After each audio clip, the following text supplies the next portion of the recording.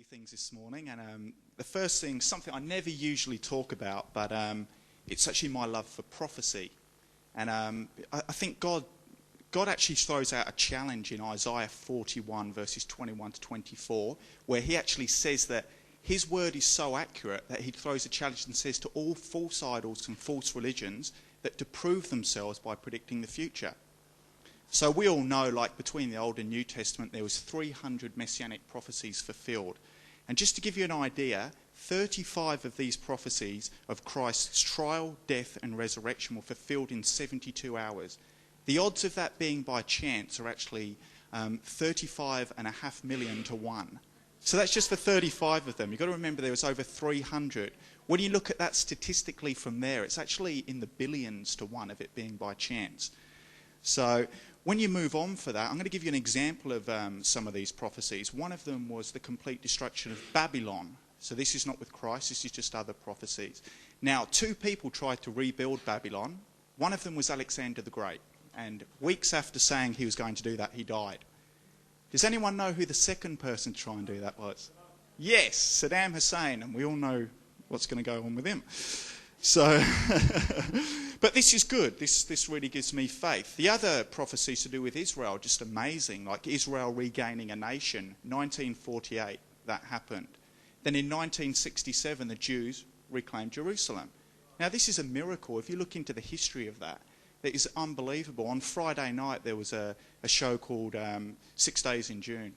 And this is 40 years to this month since those events happened. So we all know 40 is an important number in the Bible. So quite amazing. Now, Martin Luther said, "I preach as if Christ was crucified yesterday, risen today, and coming back tomorrow."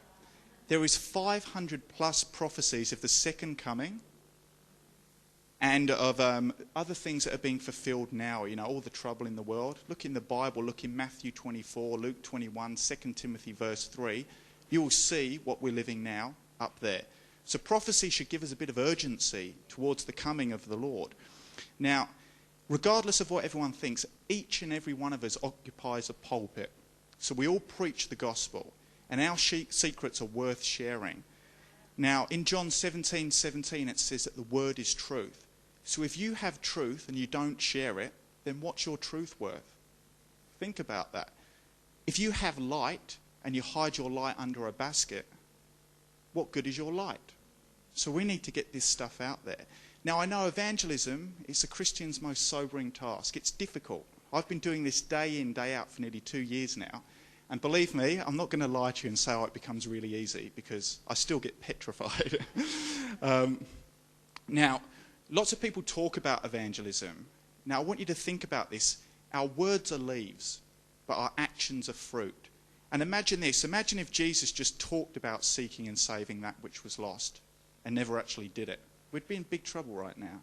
Imagine he just talked about conquering death and he didn't do it. So imagine he just talked about healing the sick and never did it. You know, Jesus was a man of action. If you look through the book of Acts, I love Acts because it really gives us our basis of how to work with evangelism. And there's 2 main concepts given. One is the oikos principle, which is household. So oikos is just the Greek word for household. So going house to house, the apostles did that. The other thing they did was open-air preaching, and that was public preaching. Now, if you look, Peter's a really good example. 2 examples of Peter preaching open-air, 3,000 and then 5,000 people found Christ. So I love open-air preaching. It petrifies me, but I love it. It really does get you out there. Now, the thing I love about open-air preaching is this. You can reach more people in 2 hours doing open-air preaching than most churches will in 2 years. So you will reach hundreds and hundreds of people, but you can't do that alone. There's one thing for someone to stand up there and preach. You need other people in with the crowd doing the one-on-one work. You don't need any money to do this. All you need to do is bring your evangelism belt. And what I mean by your evangelism belt is this. It's when you go out witnessing, you have a little belt and it's got different tools on it. You've got a packet of seed, you've got a watering can, and you've got a sickle. See, sometimes when people are preaching open air, you'll go and then you'll sow further seed into that person.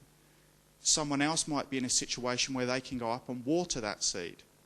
And then, praise the Lord, if this happens, others will get to harvest that seed. And that's what this is all about. Next Saturday between 2 and 4, you can come and watch me make a complete idiot of myself, standing trying my best to pretend that I know the gospel. But I'll show you that open air is very, very different than people think. You can get very, very large crowds, but you need other labourers out there to help you. I'm not asking anyone to stand up there and, preach the gospel to people there. I've got other guys that are going to help me with this. I just need you guys there to help out. Now, if you really want to be part of frontline evangelism like the Church of Acts, this is your opportunity. It's going to take obedience on our half to get these things happening again. And it says when the gospel is preached that signs and wonders will follow. And there's nothing more amazing than the miracle of someone being converted and reaching out to Christ. So that's what my heart sits with. That's the only reason I do this. If hell wasn't a real place and I didn't love the Lord, I would not do this. Believe me, I'd rather sit at home and watch Neighbours. So but I want you to think about this. William MacDonald said this. He said, the disgrace of the church today is that more zeal is evident among cults and communists than among Christians. Think about that.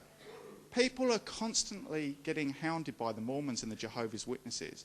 And people go, oh, well, that doesn't work. Mormonism is nearly eclipsing Christianity in numbers now. So you think about that. It's caught right up.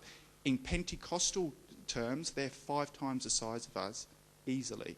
If you split down each denomination, which I don't like talking denominations, but if you do that, Mormonism has more power than any Christian church.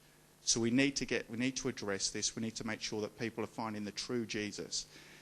And that's about all I've got to say. I just pray that your conscience is in you now telling you that this is the right thing to do. And believe me, it'll be fun. I mean, I'm bored. Everyone has a crack at me when I'm up there. So thank you.